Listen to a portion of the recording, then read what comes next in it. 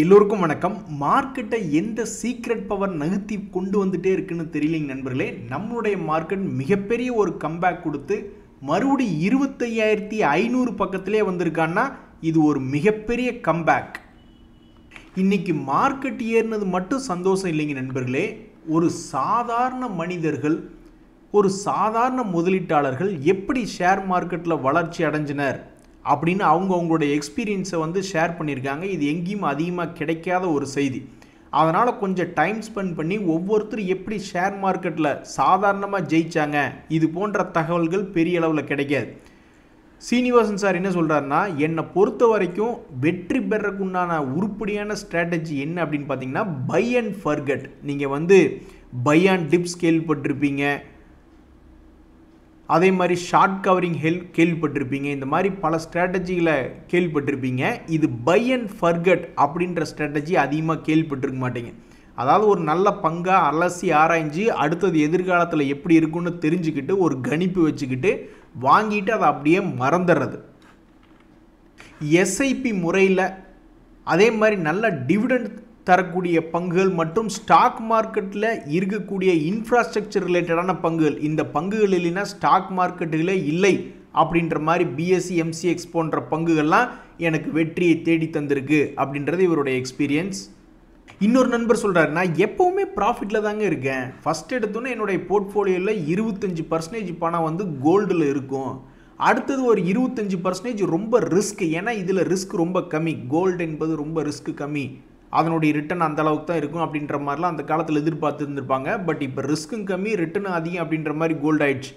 அதுக்கடுத்த சமயத்தில் நான் ரிஸ்கியாக இருக்கக்கூடிய பல பங்குகள், ஒரு உதாரணத்துக்கு இந்த பேடிஎம் அப்படின்ற பங்கே ஒரு காலத்தில் ரிஸ்க்காக தான் இருந்தது, பயங்கர ரிஸ்க்காக இருந்தது. அப்புறம் என்ன நினச்சான்னு தெரியல, திடீர்னு அந்த கம்பெனி லாபம் செய்ய ஆரம்பிச்சோன்னே அவன்லாம் மிகப்பெரிய ஒரு லாபத்தை சமீபத்தில் கொடுத்துட்டான். அதே மாதிரி தான் இனி இந்த ஸ்விக்கி கேஸில் என்ன ஆக போகுது, ஓலா அப்படின்றதுல என்ன ஆக போகுது அப்படின்றது தெரியல. இது போன்ற பல்வேறு பங்குகள் ஒரு எக்ஸாம்பிளாக ரிஸ்கி ஸ்டாக்ஸ் அப்படின்றதுக்கு என்ன எக்ஸாம்பிள், இது போன்ற நஷ்டமடையக்கூடிய கம்பெனியில் எதிர்காலத்தில் லாபம் திரும்புமோ அப்படின்ற மாதிரி யோசித்து பேக்கிறதுக்கு பேர் தான் ரிஸ்கி ஸ்டாக்ஸ் அப்படின்றது. அது கொஞ்சோண்டு இருக்கும். பட் பெரும்பாலும் 50% லார்ஜ் கேப் பங்குகளாக வச்சுருந்தேன். அதுதான் என்னுடைய எக்ஸ்பீரியன்ஸ். இந்த எக்ஸ்பீரியன்ஸ் இப்போ வரைக்கும் எனக்கு நஷ்டம் என்பது கொண்டு வரல அப்படின்றது இவருடைய எக்ஸ்பீரியன்ஸாக இருக்குது. பாருங்கள் எவ்வளோ நல்ல மனசு வச்சு அவங்களுடைய ஸ்ட்ராட்டஜிகளை பற்றி சொல்கிறாங்க பாருங்கள். நேற்று போட்ட வீடியோவில் இன்னும் பல நண்பர்கள் கமெண்ட் பண்ணியிருந்தாங்க. அதில் ஒரு நண்பர் என்ன பண்ணுறாருன்னா, மோசமான பங்குகள் அவனுடைய பழைய ரெக்கார்டு என்னன்னே தெரியாமல் போய் உள்ளே என்ட்ரு ஆகிறது, உச்சத்தில் வாங்கிறது, கொஞ்சோண்டு ஓரளவுக்கு ப்ராஃபிட் கிடைக்கும்போது அதை விற்க தெரியாமல் இருக்கிறது, அது மாதிரி பல பாயிண்ட்டுகளை அவர் அடுக்கியிருக்கார். இது போன்ற விஷயங்கள் தான் தோல்வி அடைகிறதுக்கு உண்டான ஒரு அடையாளமாக இருக்குது. இன்னொரு நண்பர் டெக்னிக்கலாக சில பாயிண்ட் சொல்கிறார். அதாவது பங்குகளினுடைய விலை வீழ்ச்சியில் இருக்கும்போது கீழே இருந்து திரும்பக்கூடிய இடமா பார்த்து பிடிக்கிறதுக்கு அவர் என்ன மாதிரி ஒரு ஐடியா பண்ணுறாருனா, இந்த ஆர்எஸ்ஐ, சிசிஐ, ஃபிஷர் போன்ற பல்வேறு இண்டிகேட்டர்களை வச்சுக்கிட்டு அவர் இதிலிருந்து ஏதாவது திரும்பக்கூடிய பங்குகளை கண்டுபிடிக்க முடியுமா அப்படின்றது அவருடைய ஸ்ட்ராட்டஜியாக இருக்குது. இன்னொரு நண்பருமே லாபத்தை அதிகமாக புக் பண்ணுறதுக்கு சில மெத்தட்ஸ்லாம் யூஸ் பண்ணுறாரு. பொதுவாக ஒரு 15 to 20% லாபம் அவர் புக் பண்ணிடணும் அப்படின்றது அவருடைய எண்ணமாக இருக்குது. ஒருவேளை அதுக்கும் மேலே தொடர்ந்து ஏறுற மாதிரி இருக்குமோ அப்படின்ற சமயத்துக்கு ஆர்எஸ்ஐ போன்ற இண்டிகேட்டரில் உபயோகப்படுத்தி இன்னும் மேலே இது போகுமோ, அப்படி போகிற மாதிரி இருந்தால் மறுபடியும் அதை பிடிச்சி மறுபடியும் பெரிய லாபம் பண்ணணும் அப்படின்றதுலாம் அவருடைய எண்ணமாக இருக்குது. நண்பர்களே, மறுபடியும் தொடங்கியது தலைவலி. அதாவது ட்ரம்ப் அவர்கள் இத்தனை நாள் இந்தியாவை பற்றி நினைக்காமல் இருந்தார். மறுபடியும் என்ன ஆரம்பிச்சிட்டாருன்னா, நான் மோடிகிட்ட பேசினேன், அவர் ஆயில் வாங்குறதை நிப்பாட்டுறேன்னு சொல்லிட்டார் ரஷ்யா கிட்ட அப்படின்ற மாதிரி பேச ஆரம்பிச்சிட்டார். மேபி நம்மளுடைய மார்க்கெட் இந்த ஒரு தகவலையும் பாசிட்டிவாக எடுத்துக்கிட்டு குளோபலாகவே இப்போதைக்கு பாசிட்டிவ் சென்டிமெண்ட் என்பது போய்கிட்டு இருக்கு. அப்படி குளோபல் சென்டிமெண்ட்டே இல்லைனாலும் டெக்னிக்கல் அப்படின்ற பேட்டர்னில் நம்மளுடைய நிஃப்டி 50 இண்டெக்ஸ் சைட்வேஸாக பல மாதங்களாக ட்ரேட் ஆகிட்டு இருக்கு. அவன் பாட்டு கரெக்டாக ஒரு குறிப்பிட்ட லோ ஹை அப்படின்ற லெவலில் போய்கிட்டு இருக்கா. இனி முக்கியமான பாயிண்ட் வந்துட்டால் அடுத்தது என்ன ஆக போகும் அப்படின்றது தெரியல.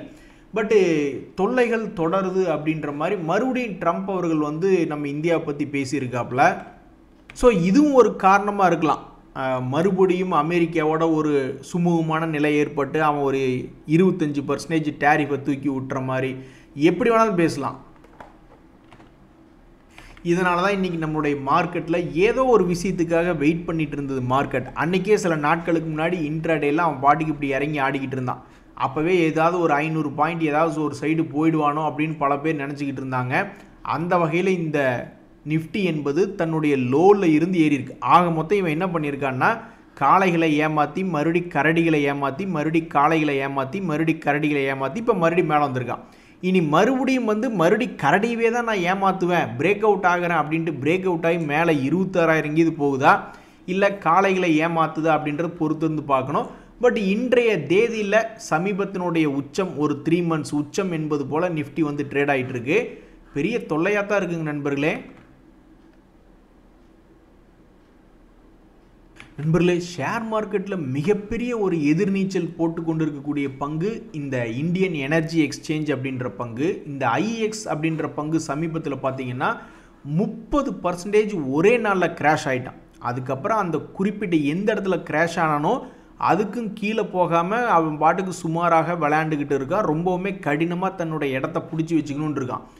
மிகப்பெரிய ஒரு சம்பவத்தை செபி கண்டுபிடிச்சிருக்காங்க. அதாவது இந்த உங்களுக்கு தெரியாதில்ல, யார் எந்த ரிப்போர்ட்டை ப்ரிப்பேர் பண்ணுறதா இருந்தாலும் அதில் 4-5 பேர் இன்வால்வ் ஆகி தான் ஆகணும். அது இன்னும் மார்க்கெட்டுக்கு வர்றதுக்கு முன்னாடியே பப்ளிக்கு வெளியே விடக்கூடிய ப்ரைஸ் சென்சிட்டிவ் நியூஸ் வந்து எவனாவது ஒருத்தன் கைக்கு போகுதுன்னு வச்சுங்க, அவன் நல்லவனா இல்லை கெட்டவனா இருக்கான்னா என்ன பண்ணுறாங்கன்னா, இந்த கவர்மெண்ட்னுடைய அனௌன்ஸ்மெண்ட்டுக்கு முன்னாடி வாட்ஸ்அப்பில் தகவலை பரப்பி விடுறாங்க. என்னென்னு பரப்பி விடுறாங்க, இந்த மாதிரி ஐஇஎக்ஸில் அந்த மார்க்கெட் கப்ளிங் அப்படின்ற ரிலேட்டடான விஷயமெல்லாம் பேசிக்கிட்டு இருந்தாங்க. அந்த மார்க்கெட் கப்ளிங் அப்படின்றது அப்ரூவல் ஆகிறது வந்து ஐஇஎக்ஸுக்கு ஒரு நெகட்டிவ் நியூஸாக அந்த சமயத்தில் பார்க்கப்பட்டு கொண்டு இருந்தது.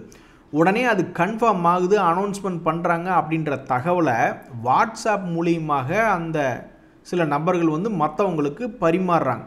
அப்போ இதில் என்ன ஆகுதுன்னா, சில பேர்லாம் வந்து ஆப்ஷன் ட்ரேடிங்னாவே என்னென்னு தெரியாத சில ஆளுகளினுடைய அக்கௌண்ட்லாம் பார்த்தா திடீர்னு புட் ஆப்ஷன் பயங்கரமாக இந்த ஐஎக்ஸை வாங்கி பில் பண்ணுறாங்க.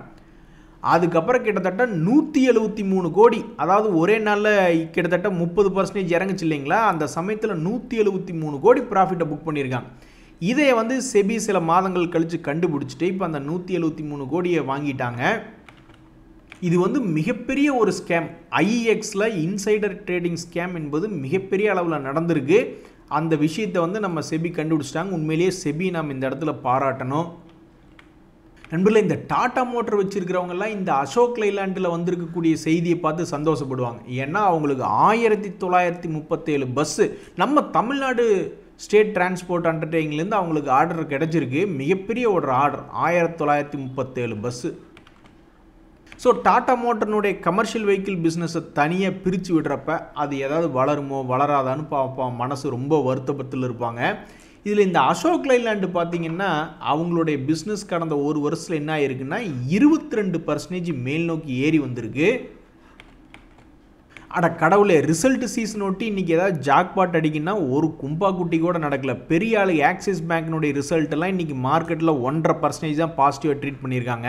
இந்த ஓபராய் ரியாலிட்டி வேணால் கொஞ்சம் பரவாயில்ல, அவனை ஒரு 5% ஏற்றிருக்காங்க. அது ஒன்று தான் பெரிய ஆளுகளில் ரிசல்ட்டுக்கு அப்புறம் ஒரு சந்தோஷம். ஆனால் இந்த 5% என்பதெல்லாம் நார்மலான ஸ்டாக் மார்க்கெட் டேஸ்லேயே நடக்கும். எப்போ ரிசல்ட் வந்ததுக்கப்புறம் ஏறுறதுன்னு முடிவு பண்ண இன்னும் கொஞ்சம் நல்லா இருந்தால் தான் நல்லாயிருக்கும் அப்படின்ற மாதிரி. அதே மாதிரி இந்த கேஇ இண்டஸ்ட்ரீஸ் இன்றைக்கி 6% இறங்கியிருக்கு. அதுக்கு மிக முக்கியமான காரணம் அவங்க கொடுத்துருக்கக்கூடிய ரிசல்ட்டை நம்மளுடைய மார்க்கெட் செலிப்ரேட் பண்ணல. இந்த நெஸ்லே இந்தியா ஷேருக்கு பாருங்கள் நண்பர்களே, ஒரு யோகம். நிஃப்டி 50 இண்டெக்ஸில் நேற்று ஓரளவுக்கு ஏறி இருந்தால் இன்றைக்கும் 4% ஏறி இருக்கான்.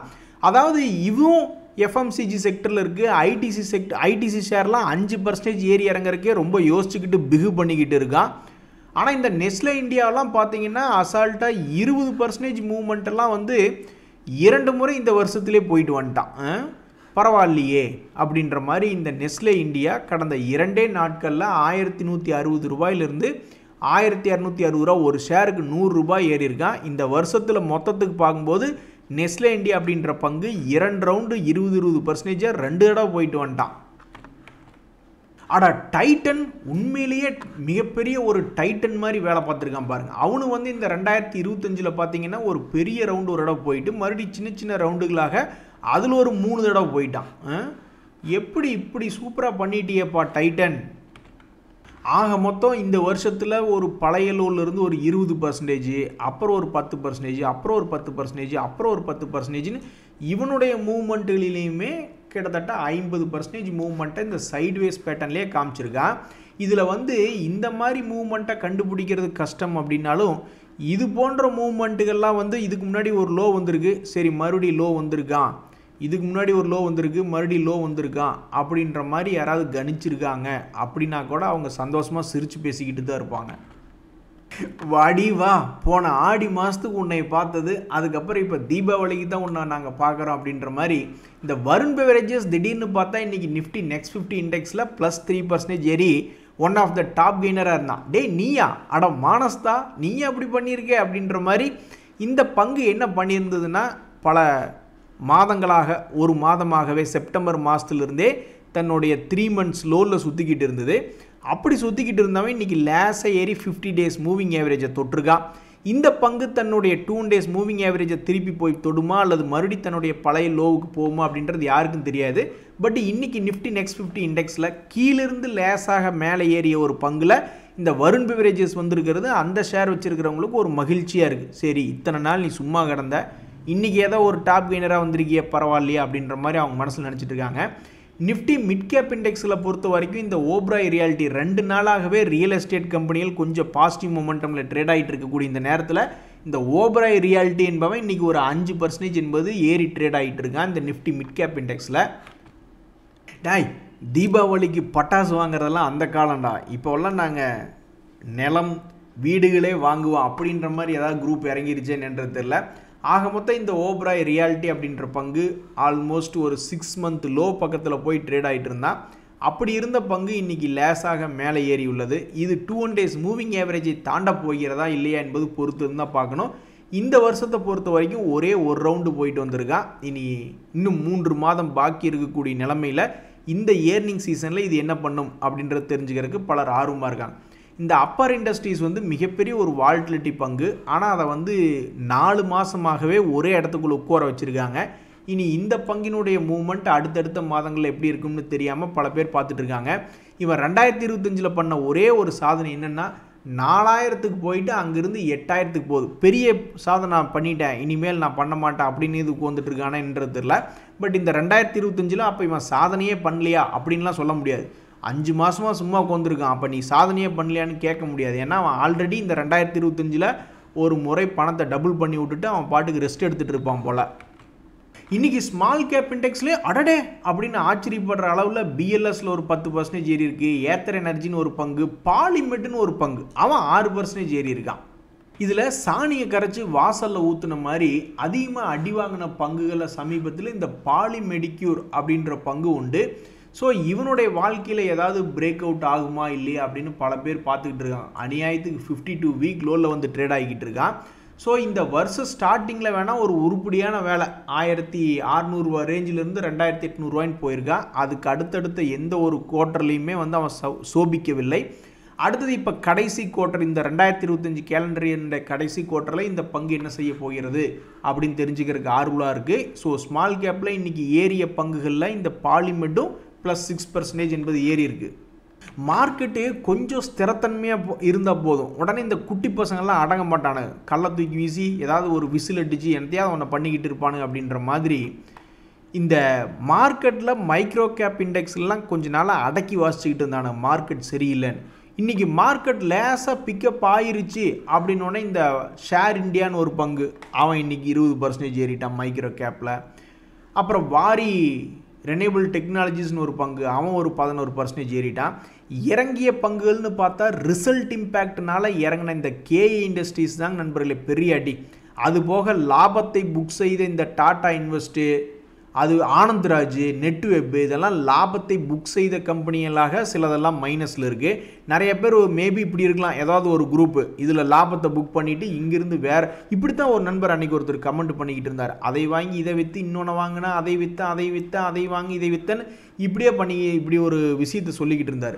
அது மாதிரி இன்றைக்கி நிறைய பேர் அதில் ஒரு சில குரூப்புக்கு இதை விற்றுட்டு அதுக்கு போயிட்டானுங்களே என்னன்னு தெரியல.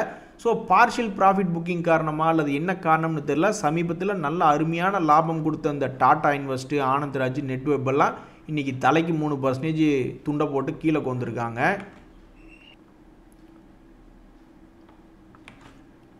பல காலமாக முதுகு வலி வந்து குப்புறப்படுத்திக்கிட்டா நல்லா இருக்குமே அப்படின்ற மாதிரி கீழேயே படுத்து கிடந்த பங்கு தான் இந்த டாடா மோட்டர். இதில் என்னென்ன பேட் நியூஸ் இருக்கோ எல்லா பேட் நியூஸும் வந்துருச்சு அப்படின்ற மாதிரி தான் எல்லாரும் யோசிக்கிறாங்க. இனிமேலாவது நீ உருப்பிடுவியா அப்படின்னு யோசிச்சுட்டு இருக்கீங்களே. இன்றைக்கி நிஃப்டி 50 இண்டெக்ஸில் ஒரு 1.5% ஏறிய ஒரு பங்கில் இந்த டாடா மோட்டர் அப்படின்றது இருக்குது. ஸோ இந்த டாடா மோட்டர்னுடைய சமீபத்திய மூவ்மெண்ட் என்ன? இந்த டாடா மோட்டர் ஷேர் ப்ரைஸ் சொல்லிக்கிறதெல்லாம் தம்பிகளா, என்னால் முடிஞ்ச ஒரே விஷயம் கடந்த 4 மாதமாக ஒரு சமநிலையில் ஒரு சைடு வேஸில் நான் ட்ரேட் ஆகிட்டுருக்கேன். இப்போதைக்கு இந்த ரேஞ்சுக்குள்ளே தான் ட்ரேட் ஆகிட்டுருக்கேன். இதுதான் இப்போதைக்கு என்னால் பண்ண முடிஞ்சுது அப்படின்ற மாதிரி கடந்த 4 மாதமாக மூவ் ஆகிட்டுருக்கு. இனி அடுத்த சில மாதங்களில் இந்த பங்கு என்ன பண்ணும்? கடைசிக்கு தான் இழந்ததை மீட்டெடுத்து ஒரு 10% ஏறி மறுபடியும் 440 அந்த மாதிரிலாம் போகுமா? அல்லது புதியதாக அந்த 10% கூட ஏறாமல் அந்த 10% கீழே இது இறக்கி விட்ருவானா என்ன அப்படின்றது தெரில. பட் தற்போதைய நிலைமையில் இந்த பங்கினுடைய விலை என்பது ஒரு 6 மாத டவுன் 3 மாத டவுன் அப்படின்ற அந்த 3 months லோ பக்கத்தில் வந்து ட்ரேட் ஆகிட்டுருக்கு. வேறு எது முக்கியமான ஷேர் நிஃப்டி 50 இண்டெக்ஸில் இன்றைக்கி ட்ரேட் ஆகிட்டுருக்குன்னா இந்த ஆக்சிஸ் பேங்க் அப்படின்ற பங்கு இன்றைக்கி 2% ஏறி ட்ரேட் ஆகிட்டுருக்கு. ரிசல்ட்டுனால மார்க்கெட்டையே இவன் தூக்கு நிறுத்துவான்னு எல்லாம் எதிர்பார்த்துக்கிட்டு இருந்தோம். இவன் பெருசாக நிறுத்தலினாலும் நம்மளுடைய மார்க்கெட்டையே பல சங்கதிகள் சேர்ந்து இன்றைக்கி மார்க்கெட்டை தூக்கி நிறுத்தியிருக்கு. அதனால் ஆக்சிஸ் பேங்க்னால நம்மளுக்கு வந்து பெரிய துன்பம் இல்லை, பெரிய இன்பம் இல்லை. இந்த சமயத்தில் 2 பெரிய கம்பெனிகள் கீழ் ரேட்டில் இருக்கக்கூடிய கம்பெனிகள் திரும்புமா, ஏதாவது நடக்குமா அப்படின்னு நிறைய பேர் பார்த்துக்கிட்டு இருக்காங்க ட்ரேடர்கள். அதாவது என்ன காரணம்னு பார்த்தீங்கன்னா இந்த நிஃப்டி நெக்ஸ்ட் 50 இண்டெக்ஸில் இந்த ஸ்ரீ சிமெண்ட் அப்படின்ற பங்கு, பஜாஜ் ஹவுசிங் ஃபினான்ஸ் அப்படின்ற ஒரு பங்கு, பஜாஜ் ஹவுசிங் ஃபினான்ஸ் அப்படின்ற பங்கு, இந்த இரண்டுகளுமே அவன் மேலே எங்களுக்கு இன்ட்ரெஸ்ட் இல்லை, அவனை தள்ளி நிற்க சொல்லு அப்படின்ற மாதிரி இந்த ஸ்ரீ சிமெண்ட் பஜாஜ் ஹவுசிங் ரெண்டும் மொத்தத்துக்கே ஒரு 21 கோடிக்கு தான் 26 கோடிக்கு தான் அந்த வேல்யூக்கு தான் டிரான்சாக்ஷனே நடந்திருக்கு. ஏன் இப்படி பண்ணுறீங்க அப்படின்ற மாதிரி தற்போதைய நிலைமையில் 50 to 200 days மூவிங் ஆவரேஜ் பக்கத்தில் வந்து ட்ரேட் ஆகி கொண்டு இருக்கக்கூடிய ஒரு பங்கு ஸ்ரீ சிமெண்ட்டாக இருக்குது. ஸோ இந்த பங்கினுடைய இன்றைய தகவல் என்ன அப்படின்னு பார்த்தீங்கன்னா 200 days மூவிங் ஆவரேஜ் பக்கத்திலே இருக்கக்கூடிய அந்த 50 days மூவிங் ஆவரேஜை தாண்டி இன்றைக்கி ட்ரேட் ஆகிருக்கு அப்படின்றதான் இந்த ஸ்ரீ சிமெண்ட் அப்படின்ற ஒரு தகவல். அது மட்டும் இல்லாமல் மொத்தமே இப்போ வரைக்கும் ஒரு 21 கோடிக்கு தான் அதில் டிரான்சாக்ஷன் வேல்யூ நடந்திருக்கு அப்படின்றது ஒரு இன்னொரு தகவல். அதே மாதிரி இந்த பஜாஜ் ஹவுசிங் ஃபினான்ஸ் அப்படின்ற பங்கு அதுலேயும் மிக குறைவான ஒரு டிரான்சாக்ஷன் வேல்யூ தான் நடந்திருக்கு. இந்த 2 பங்குகளுமே சமீபத்தில் இறங்கி கிடந்திருக்கு. அடுத்தடுத்து இந்த பங்குகளுடைய மூவ்மெண்ட் எப்படி இருக்குன்னு தெரிஞ்சுக்கிறதுக்கு ரொம்ப ஆர்வமாக இருக்குது. நண்பர்களே, இன்றைக்கி அதிரடியாக 4% ஏறின பங்குகளில் ஒருத்தர் ரொம்ப வாலட்டிலிட்டி, ரொம்ப மோசமானவன், என்ன பண்ணுவானே தெரியாது, எதை பண்ணாலும் பெருசாக பண்ணுவான். இன்னொருத்த வந்து டம்மி பாவா அப்படின்ற மாதிரி சிறிய அளவில் வாலட்டிலிட்டி, 2 பேருமே வாலட்டிலிட்டி தான். ஆனால் இது பெரிய வாலட்டிலிட்டியாக ஹிஸ்டாரிக்கலாக ரெக்கார்ட் ஆகிருக்கு. இந்த ஸ்விக்கி இது வந்து ரொம்ப சிறிய அளவில் வாலட்டிலிட்டி அப்படின்றது ஷேர் ப்ரைஸ் லெவலில் ரெஜிஸ்டர் ஆகிருக்கு. ஸோ இந்த 2 பங்குகளில் பிஎஸ்சி அப்படின்ற பங்கு தற்போதைய நிலைமையில் தன்னுடைய லோ ரேட்லேருந்து சிறிய அளவில் ஏறி இன்றைக்கி 4% ட்ரேட் ஆகிட்டுருக்கு. ஸ்விக்கி அப்படின்ற பங்கு ஏன் இப்படி மாவை ஊற வச்சு அரைச்ச மாதிரி ரொம்பவுமே கிரைண்டர்னுடைய வோல்டேஜ் கம்மியாக வச்சு ரொம்ப ஸ்லோவில் அரைச்சி விட்ட மாதிரி வெறும் சிறிய அளவுலேயே அரைச்சிக்கிட்டு இருந்திருக்கான். அப்படி இருந்திருக்கக்கூடிய இந்த ஸ்விக்கி அப்படின்ற பங்கு சமீபத்தில் 50 days மூவிங் ஆவரேஜ் 420 தாண்டி வெறும் 30 ரூபா ஏறி 457 ட்ரேட் ஆகிட்டுருக்கு. இந்த 2 பங்குகளும் நிஃப்டி மிட் கேப் இண்டெக்ஸுகளில் 4% ஏறிய ஒரு பெருமையை பெற்று இருக்கு இன்றைக்கி. ஏன் தியாகு, இந்த ஒரு நாள் பெருமையை வச்சுக்கிட்டு நாங்கள் என்ன பண்ண போகிறோம்? அவன்லாம் எங்கேருந்து விழுந்தான் தெரியுமா? 600 ரூபாயிலிருந்து விழுந்திருக்கான்.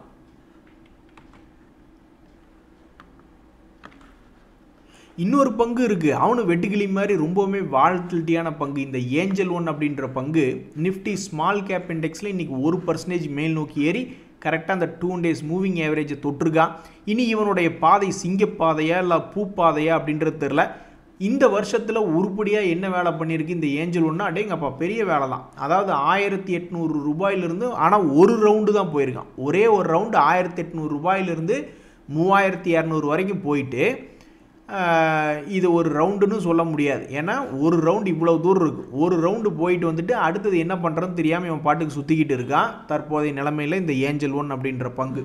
ஸோ இன்றைக்கி இந்த ஸ்மால் கேப் இண்டெக்ஸில் 1% ஏறி ட்ரேட் ஆகக்கூடிய பங்குகளில் இந்த ஏஞ்சல் ஒன் இருக்குது. பிஎல்எஸ் அப்படின்ற ஒரு பங்கு என்ன நினச்சான்னு தெரில, இன்றைக்கி அப்படியே பொங்கி எழுந்துட்டான். 2-3 நாளைக்கு முன்னாடி தான் அப்படியே கேப் டவுனு. அந்த கேப் டவுன் ஆனதுக்கப்புறம் திடீர்னு இன்றைக்கி ஒரு லாங் கேண்டிலாக போட்டு இன்றைக்கி 10% ஏறி இருக்கான். ஆக மொத்தம் இவன் என்ன பண்ணியிருக்கான்னா, தற்சமயம் வீழ்ந்த மிகப்பெரிய ஒரு லோவை ஒரு இடமா வச்சுக்கிட்டு சமீபத்தினுடைய 50 days மூவிங் ஆவரேஜை வச்சுக்கிட்டு இப்போ ஒரு 2-3 நாளாக அதுக்குள்ளே தான் சுற்றி வந்துக்கிட்டு இருக்கான்.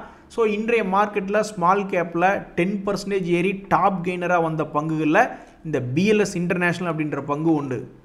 சும்மா இருந்த சங்க ஊதிக்கு எடுத்தானா அப்படின்ற மாதிரி ஒரு வருஷமாக ஒரு குறிப்பிட்ட லெவல்லையே இருந்தவனை எதுக்கு 4 நாளைக்கு முன்னாடி மிகப்பெரிய ஒரு கேப் டவுன் பண்ணாங்கன்னு தெரில, எதுக்கு இப்போ மறுபடியும் 4 நாள் கழித்து 10% ஏற்றி விட்டாங்கன்னு தெரில. ஆக மொத்தம் சும்மா இருந்த ஒருத்தவனை பிடிச்சி டெக்னிக்கல் ரீசனுக்காகவாது, டெக்னிக்கலில் இப்படியெல்லாம் ஒரு கான்செப்ட் இருக்குது, ஒரு குறுகிய ரேஞ்சில் ரொம்ப நாள் உட்காந்துக்கிட்டு இருந்தானா என்னைக்காவது ஒரு நாள் வெடித்து செதறுவான் அப்படின்னு ஒரு கான்செப்ட் இருக்குது. அந்த வேலையை தான் அவன் பார்த்துருப்பான் போல். சமீபத்தில் மிகப்பெரிய லாஸ்களை கொண்டு வந்து விட்டவன் தான் இந்த மைக்ரோ கேப் பல்வேறு பங்குகள் எல்லாம் 40%, 50% சரிஞ்சு கிடந்தாங்க. இன்றைக்கி மார்க்கெட் நல்லா இருந்தோன்னா ஏகப்பட்ட பேர் இந்த வாரி ரினேபிள் டெக்னாலஜிஸ் எல்லாம் 11% மைக்ரோ கேப் இண்டெக்ஸில் ஏறி ஒன் ஆஃப் த டாப் கெய்னராக இருக்குது. இந்த போரோ ரெனேயோ அப்படின்ற பங்குமே ஒரு 4% ஏறி இருக்குது. ஸோ அது போன்ற லாபம் தரும் பங்குகளை வச்சுருந்தா மனசுக்கு மகிழ்ச்சி வரும். கும்பா தரும் பங்குகளை வச்சுருந்தா அப்போ மனசுக்குள்ளே கும்பா குட்டி தான் இருக்கும். வேறு ஏதாவது தகவல் இன்றைக்கி இருக்குது அப்படின்னு பார்த்தீங்கன்னா, இந்த எல்டி ஃபுட்ஸ்னுடைய போர்ட் மீட்டிங் இன்டிமேஷன் வந்து 30th October இருக்குது அப்படின்ற மாதிரி ஒரு தகவல் பார்த்துக்கிட்டு இருந்தேன். அதே மாதிரி வந்து ஜைடஸ் வெல்னஸ்னுடைய போர்ட் மீட்டிங் இருக்குது அப்படின்றது ஒன்று பார்த்துட்டு இருந்தேன். இந்த ஜைடஸ் வெல்னஸ் இந்த வருஷத்தில் என்ன சாதனை பண்ணுச்சுன்னா பெரிய சாதனை பண்ணியிருக்கான். இந்த மாதிரி சாதனை பண்ணால் தான் சந்தோஷம் வரும். 2024 மிகப்பெரிய ஒரு லெவல்லேருந்து கிராஷ் ஆகிட்டான். சரி பரவாயில்ல அப்படின்னு ஒரே வருஷத்தில் தன்னுடைய ஹையை மறுபடியும் மீட் எடுத்திருக்கான் பாருங்கள். இப்போ ஏற்பட்ட இந்த கம்பெனியினுடைய போர்ட் மீட்டிங் சம்மந்தப்பட்ட தகவல்கள் என்பது வந்திருக்கு. இந்த ட்ரம்ப் அவர்கள் நம்மளை சும்மா விட மாட்டாருங்க. பார்ப்போம், இந்தியா வந்து ரஷ்யா கிட்ட ஆயில் வாங்குறத படிப்படியாக நிறுத்துதான். இப்படி தான் தமிழ்நாட்டிலையும் சொன்னாங்க. படிப்படியாக அந்த ஒரு ட்ரிங்கிங் சம்மந்தப்பட்ட ஒரு ப்ராடக்டை நிறுத்துவோம் அப்படின்னாங்க. அது மாதிரி ஏதாவது படிப்படியாக பண்ணுறோன்னு சொல்லி அப்புறமா பார்த்துக்கலாம் அப்படின்ற மாதிரி சொன்னாங்களே என்னன்னு தெரில. எப்படியோ இன்றைக்கி நிஃப்டி ஏறினதுக்கு காரணம் ட்ரம்ப் ஒரு வகையில் காரணம் தான். நன்றி, வணக்கம்.